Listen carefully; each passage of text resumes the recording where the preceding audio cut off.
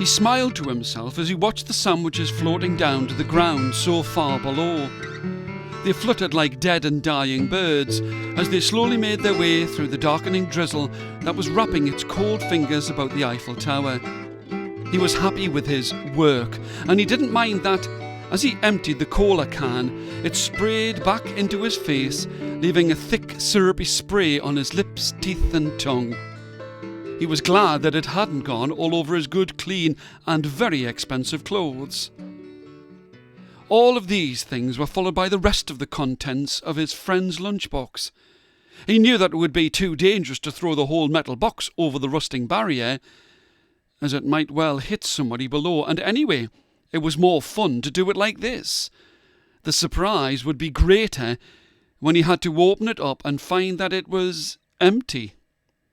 He spoke to himself beneath his breath. All the more fun when he'll have to beg me for something to eat. He paused. And I may or may not let him have something to eat from mine.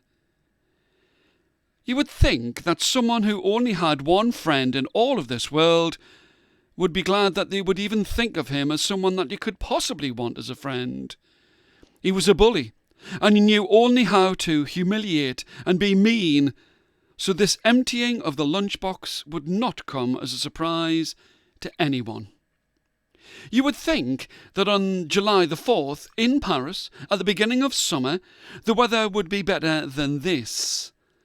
When they had left the crowded youth hostel, picked up their bags, lunchboxes and coats, they all felt as if the school French trip had really begun. As they drove down the broad boulevards, the sky had been darkening, and with each step up the tower they could feel the rain in the air. As they had clanked and stepped their way up the narrow metal stairs, most of the children had been looking out at the great image of the French capital below them, but not him. He always had a plot or a scheme to cause trouble, and he had been eyeing up his only friend's lunchbox and trying to think of what he could do to cause trouble and upset. He had been so busy throwing the food away that he had not noticed that the drizzle had become rain, and the sky was filled with dark rolling thunder clouds. As he watched the last of the sandwiches reach the ground, the teacher cried out, "All right, it's time to go. There's no point in us getting wet up here." And as if to emphasise her point, a streak of lightning lit the sky behind her. "I'll take the register when we get down, and..." Her speech was interrupted by a roar of thunder, closely followed by an eye-scorching bolt of lightning. Some of the boys pushed past her, moved him to one side, almost knocking him over, to grab their boxes from the pile by the platform, to get down as quickly as they could. "And we'll have our dinners when we get to the bottom of the tower. Make sure you've got your own coats, and don't forget your lunch boxes," she shouted over the din of the thunder that seemed just a little too close. If there had been a competition to see who could grab their belongings, get to the stairs and get down the tower the quickest, then this rich bully of a boy would have won. What surprised him was that there was a burly gendarme waiting for them at the base of the steps. The teacher, Miss Marchant, had the register out and was wiping the rain from her forehead with a beautiful yellow scarf. She was reaching for a pen as the policeman walked briskly up to her. With his black, lacquered baton, he was pointing at a soggy mess on the ground. What had once been tuna sandwiches looked like the inside of a stagnant dustbin on the shiny, wet cobblestones. He barked something in gruff French at Miss Marchant as she shut the register and stepped forward to address the boys. "Ce gendarme a dit qu'un être vu les garçons et jeter un sandwich au large de la Tour Eiffel."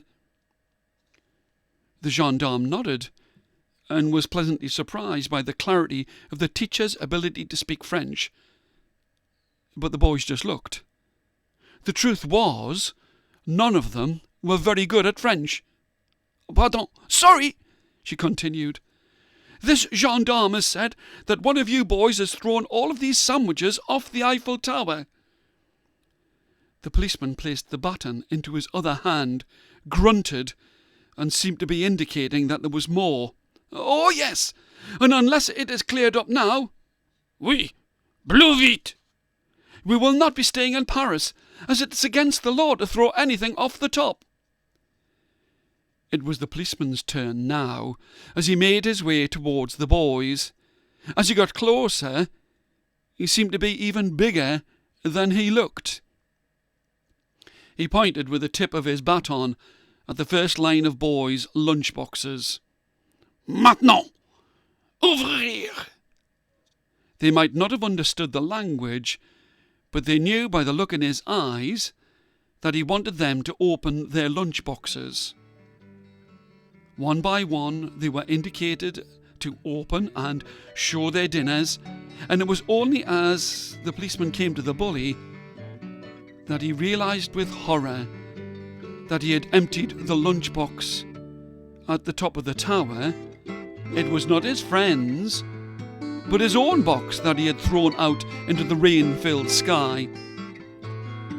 The gendarme was livid and muttered something that made Miss Marchand blush, and he pushed this mean boy down onto his knees into a stinking puddle and made him clean up the mess on the ground. When his friend offered to help, the gendarme pushed him away and spoke in a thick accent. "No, he can't do this himself." It was a lesson that he would never forget. Cold, dirty and hungry, scraping wasted food from the streets of Paris from a trick that had backfired onto him. Everyone said from that day he would still think of schemes and plots and plans and smile to himself, but only about the good that they could do.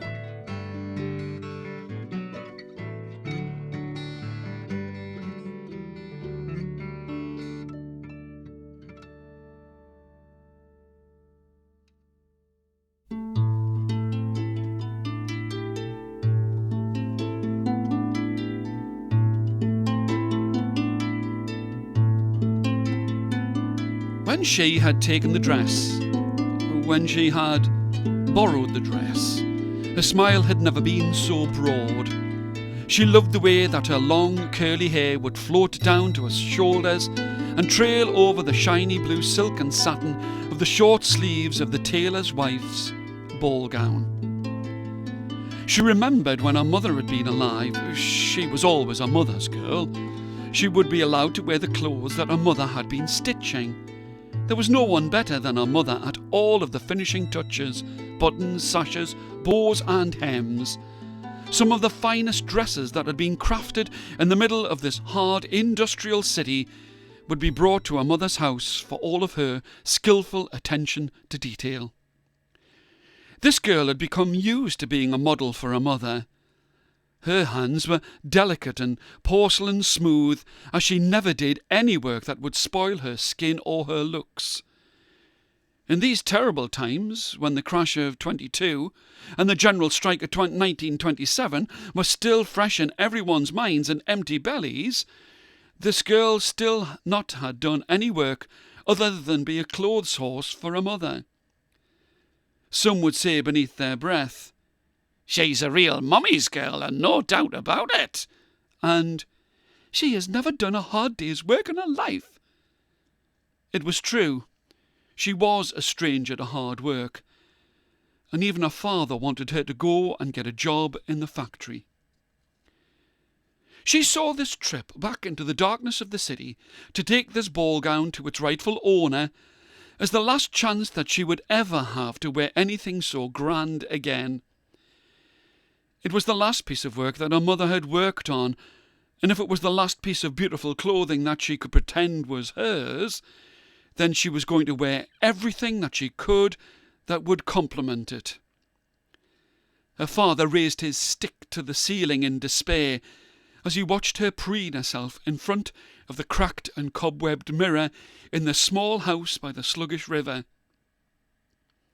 He tutted and sighed as he watched her put a golden ring upon her wedding finger. He sucked at his teeth as she placed two thin golden bracelets that caught the ruby light of the dying fire's flickering glow. He stamped the stick down on the floor of their kitchen. "No good will come of this. You will only draw attention to yourself, and I don't want to lose those rings and bracelets. They're the last things we've got." She would not listen to him. All she could think of were the fine dances and the admiring young gentlemen that she would meet when she went into the city. She could masquerade as a young earl's daughter and be swept off her feet in the frenzy of the dance hall, as everyone would be amazed at her great dancing. Even when she was young, she had always had an eye for the high life. She could easily imagine herself flirting with a duke or a count, enjoying reading poetry in a dappled, sunlit window seat as she sipped at a fine red wine, and maybe one day even writing some poetry herself. She could not wait to grow up, but she knew that this would be the last time that she would get the chance to be this glamorous, before she would be streaked with grime of the factory on her brow and face and hands. So she was going to make the most of it. She pulled the bright red shoes onto her feet and, as she reached towards the door, her father scowled and spoke. "At least cover yourself up, so that no one will know what a beautiful dress you've got on." As the last words left his lips, he turned his back to her and faced towards what was left of the poor excuse of a fire. She pulled her old coat over her shoulders, and she stepped out onto the cold cobbles and gravel of the city, closed the door, and made her way to deliver this dress to its rightful owner, the fat wife of a tailor who could never look as good as she did. She had lived here all of her life, and she had thought that she knew every inch of this sprawling city, but that had been when she still had her mother to lead her. All she had to do then was follow. Now, on her own, she very quickly got lost, and the night seemed to be reaching for her with every threatening shadow that she passed. Pausing to take her breath and pray that her mother would protect her, she could hear a commotion ahead of her, and when she turned a corner by the edge of the old river, she was suddenly thrust into the wild noise of a fish market. Cold, dead, cherry-red eyes lay on iced slabs under candlelight as the fishmongers argued and chopped at the limp bodies of the stinking fish with shining cleavers. She turned on her impossible heels and was deep in the middle of animals that had been brought to town to feed the ever-growing population. Farmers were fighting, fists and tongues were flying, and she had never been so scared in all of her short life. Running, tripping, arms wildly flailing, she found some shelter and refuge in a hay-filled cart by the side of the road. At least here she could rest her frightened heart, and perhaps in the morning she could find her way to the tailor's house. As she thought of an excuse to give to his wife as to why she did not get the ball gown in time, and she slipped painlessly into a deep sleep. It was only as the horse stopped its rhythmic swaying that she woke up with a start. In her sleep she had not been spotted in the hay, and she found herself in a place that she could only dream of. "Well, missy, you're a long way from home, and that's no doubt." The red-cheeked farmer was smiling as he spoke. 10 miles from the city, and I won't be going back there for at least another month. It looks like it's a long way to walk on those pretty heels. You look to me like you're stuck here, at least until I go back." As she sat up in the back of the cart, she had never felt more like an outsider than she did now. There was a tremendous buzzing sound of the bustle of this busy town. It was greener than anything she had ever seen in all of her life in the city. Of course she knew what a tree was. She had just never seen so many, and such great fields and crops that seemed to stretch to the horizon. She could not exactly say why, but she felt as if this was a place that she could be accepted, And if she was going to have to work, and wear work clothes and destroy the fineness of her fingers, then she would rather work here in the countryside and send the money to her father than work in the darkness and filth of the city. It wasn't just the farmer, his family and their kindness.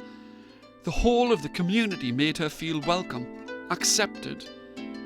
And at the end of the day, she would dance on the edge of the cornfields and know that contentment did not depend upon fine clothes or rings upon your finger.